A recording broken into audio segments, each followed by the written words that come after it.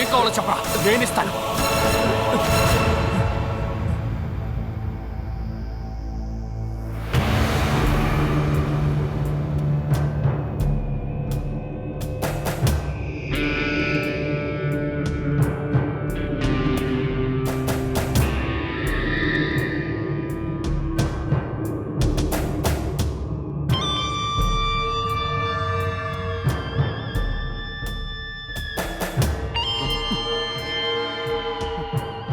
చెప్పు.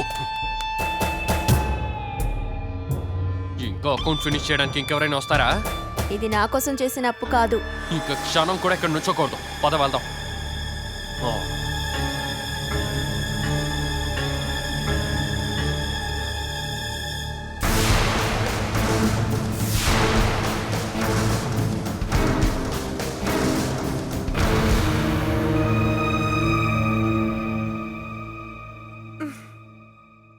నాకు తెలిసి మొదటిసారి నాన్న ఆరోగ్యం ఇలాగవ్వడం.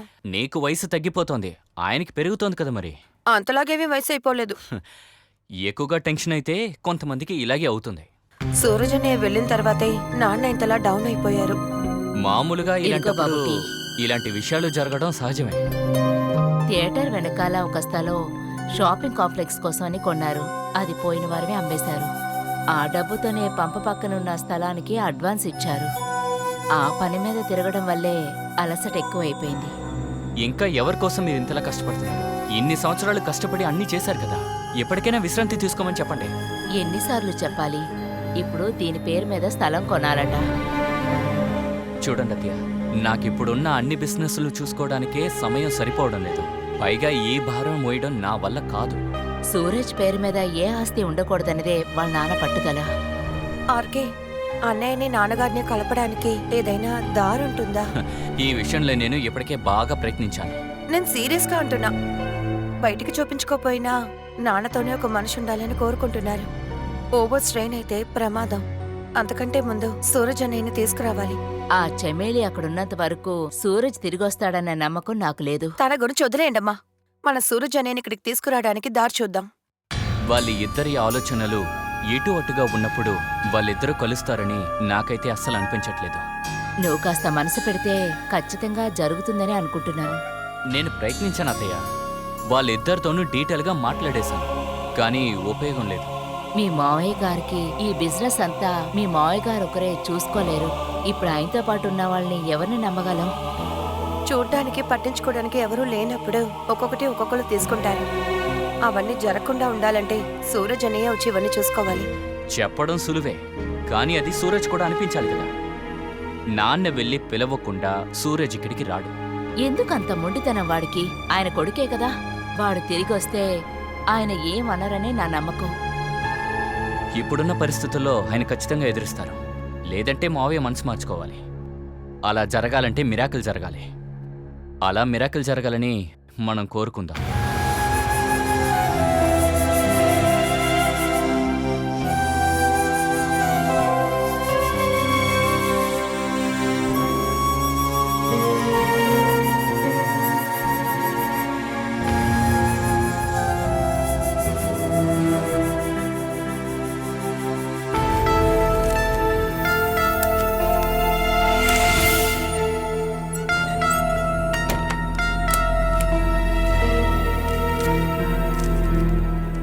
ఎందుకండి పాత స్లిప్లని చూస్తున్నారు? పోయినసారి ట్యాక్స్ కట్టిన స్లిప్ ఉందేమోనని చూస్తున్నానంతే. అదెందుకు ఇప్పుడు? ఈ సంవత్సరం నా పేరు మీదే ట్యాక్స్ కట్టాలి. అన్నయ్య ఏదైనా సమస్య చేస్తే మన చేతుల్లో ఏదైనా ప్రూఫ్ ఉండాలిగా. ఈ ఇల్లు మీ పేరు మీదే కదా ఉంది. అవును. అయితే సతీష్ బావా అనేలాగా ఇక్కడ ఎందుకుంటున్నారు? మరి ఎక్కడికి వెళ్తారు? అదంతా మనెందుకు చూడాలి? సతీష్ బావా నడుచుకునే విధానం చూస్తుంటే తన సొంతం అనిపిస్తుంది. వాళ్ళు చెప్పింది ఏం చేయకపోతే కోపడుతున్నారు కదా. నువ్వెందుకు అవన్నీ పట్టించుకుంటున్నావు? ఒకే ఇంట్లో ఉన్నప్పుడు పట్టించుకోవాలి కదా. వాళ్ళని ఇక్కడ నుండి పంపించాలి. ఇంతకీ మనం మధ్యలో వాళ్ళెందుకు?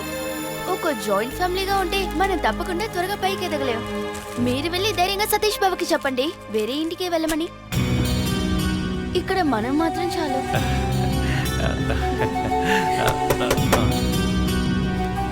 Oh. అమ్మే అయి ఉంటుంది. ఇలాంటి టైంలో డిస్టర్బ్ చేయడానికి అమ్మ దగ్గర సూపర్ టాలెంట్ ఉందిలే.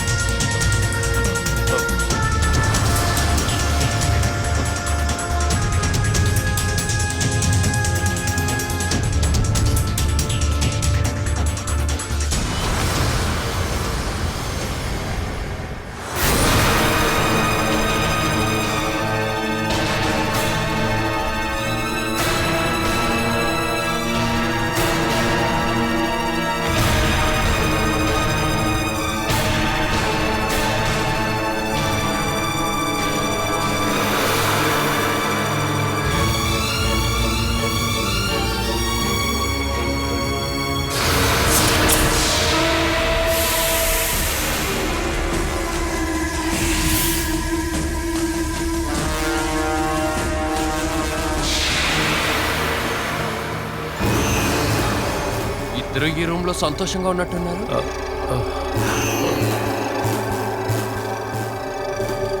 ఈ రూమ్ లో పడుకుంటేనే నిద్ర వస్తుందండి.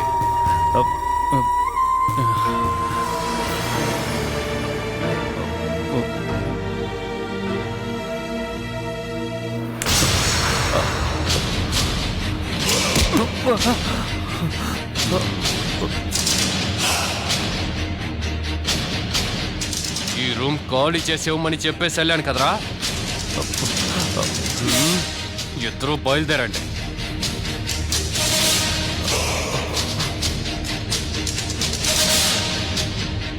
ఇక్కడ వేరే రూమ్ ఉందిగా. ఆ రూమ్కి నువ్వెళ్ళు. ఇది నేను జీవించిన రూమ్.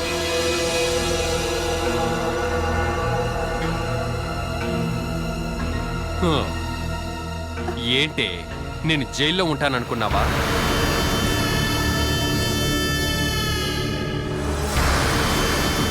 పోవే. ఇబ్బంది అంటే పోలీసులో వెళ్ళి కంప్లైంట్ ఇవ్వు.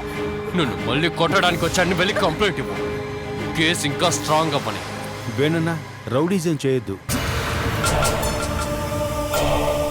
ఇప్పుడు అదంతా మీ ప్రవర్తనలోనే ఉంది. ఏంట్రా? ఏమండి, మీరు గొడవ పడకండి. నేను వచ్చింది గొడవ పడ్డానికే, గొడవ పడుతూ జీవించడానికి. నీకు ఇష్టం అంటే ఇప్పుడే మొదలెడదాం. రారా. సుమేష్ బాబా, మీరు రండి, మనం వెళ్దాం. రండి, త్వరగా రండి.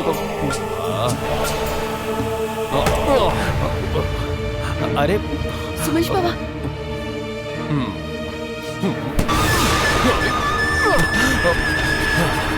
మీ ఏ ఒక్క వస్తే ఇక్కడ ఉండుకో.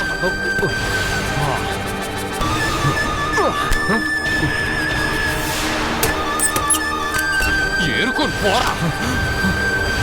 కొనుక్కున్నట్టు రంగు రంగుల షర్టులే.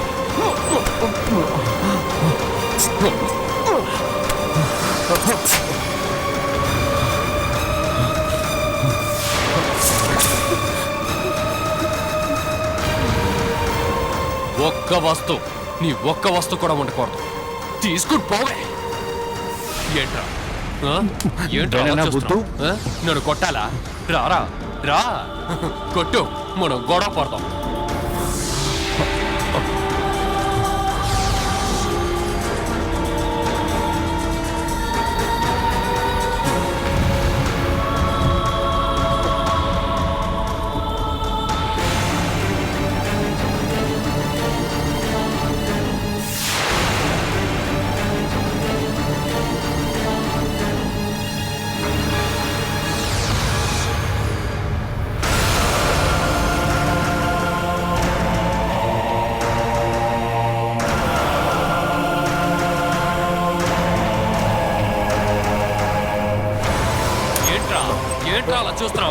ఆ?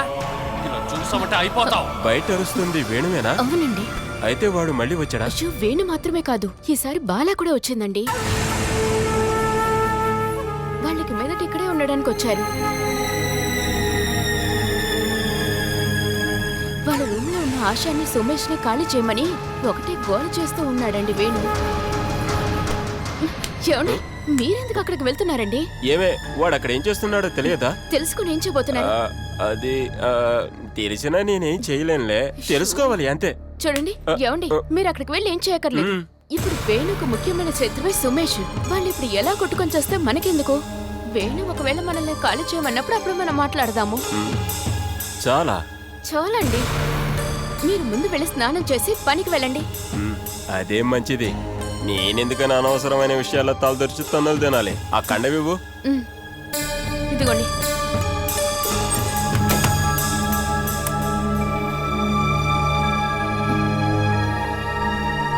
భగవంతుడా,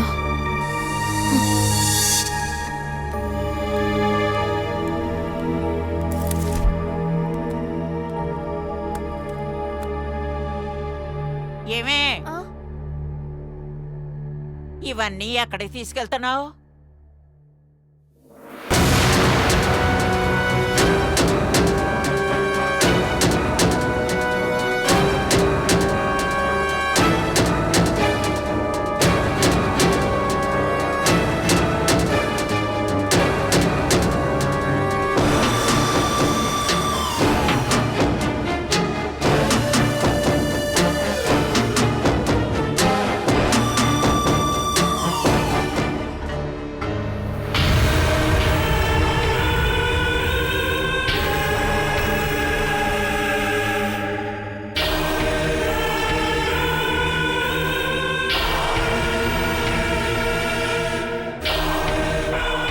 ఎవరిని అడిగి లోపలికి వచ్చావే నువ్వు?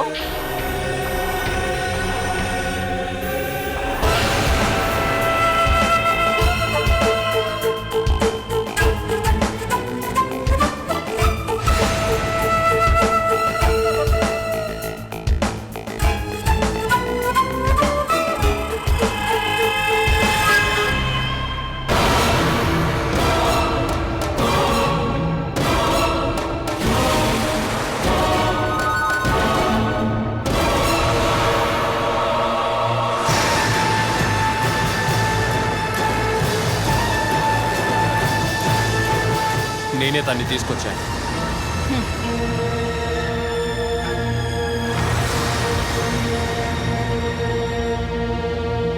నువ్వు నాతో ఏదైనా చెప్పాలా ముసల్దానా?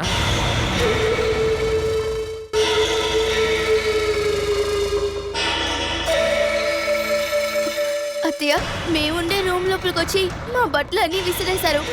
ఏ ఇలా ఏడుపు మొహం పెట్టి ఏమార్చాలనుకుంటే అయిపోతావు. పోవే.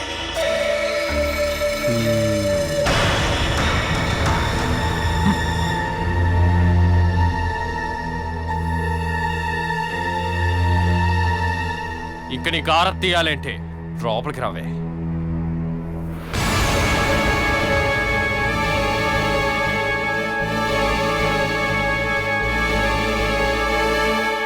వాడితో ఇవన్నీ చేయిస్తున్నది నువ్వేగా? ఓ, చూస్తూ సంతోషపడుతున్నావా? మీ సొంత కొడుకుని ఈ ఇంట్లోంచి తీసుకెళ్లి బయట పారేశారుగా, అప్పుడు మీరు కూడా చూస్తూనే ఉన్నారుగా. లేవలేని పరిస్థితుల్లో ఉన్న మనిషిని ఏ హెల్ప్ లేకుండా నేను ఇక్కడి నుంచి వెళుతూ ఉంటే మీరు చూస్తూనే ఉన్నారుగా. అప్పుడు మీరు ఎంతో సంతోషంగా చూస్తూ ఉన్నారుగా. ఇక నేను కూడా మీలాగే సంతోషిస్తానులేండి.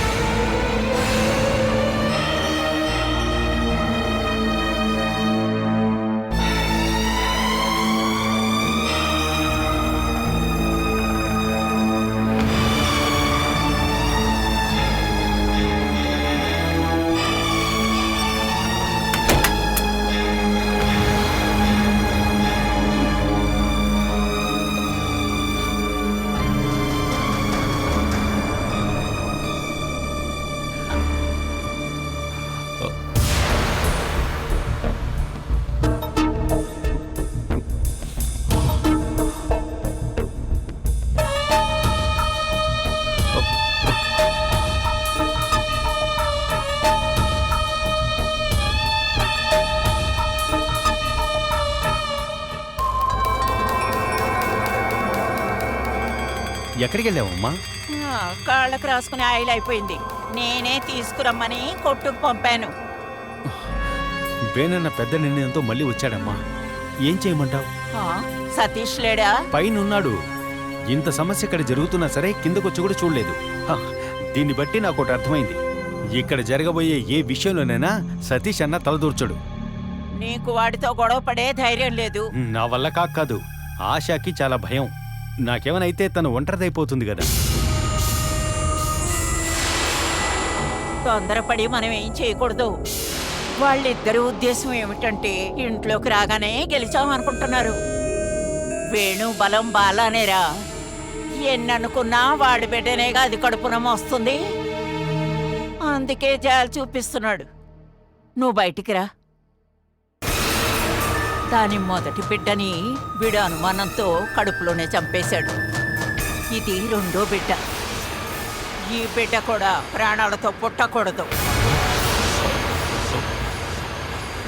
ఇది నీకు నాకు మాత్రమే తెలియాలి. ఆశా కూడా ఈ విషయం తెలియకూడదు. అది ఇక్కడి నుంచి తప్పించుకోకూడదు. 10 నెలలు నిండకుండానే బిడ్డను కనాలి. వాళ్ళు పూణేకి వెళ్ళినప్పుడు దాని మానసిక స్థితి బాగోలేదని సర్టిఫికెట్ తీసుకున్నాగా. డబ్బిచ్చి కదా రెడీ చేశాం. అదేలాగా మరో సర్టిఫికెట్ తయారు చేయి. మానసిక స్థితి బాగోలేని బాలా కన్న బిడ్డ పరిస్థితి అలాగే ఉందని మంటలో చావచ్చు, ఎట్లో దూకి చావచ్చు, ఊరేసుకోవచ్చు. ఇందులో ఏది ఈజీగా ఉంటుందో నువ్వు ప్లాన్ చెయ్యాలిరా. ఇది ఖచ్చితంగా మనకు అవసరం.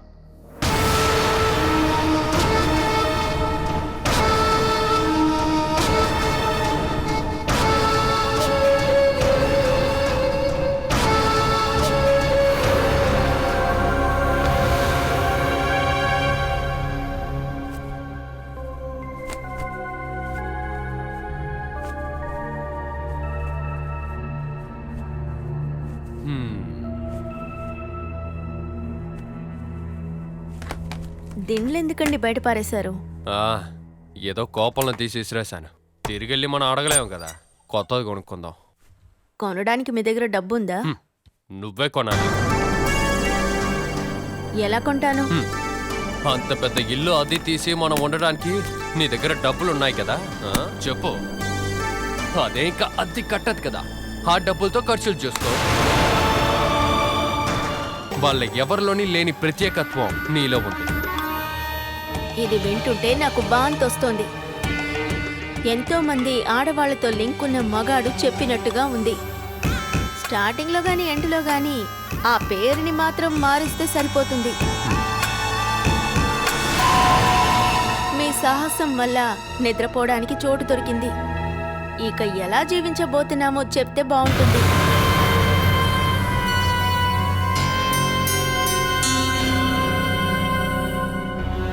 కడుపులో ఉన్న బిడ్డతో కలిపి 3 భోజనం కావాలి. ఏం చేస్తారు?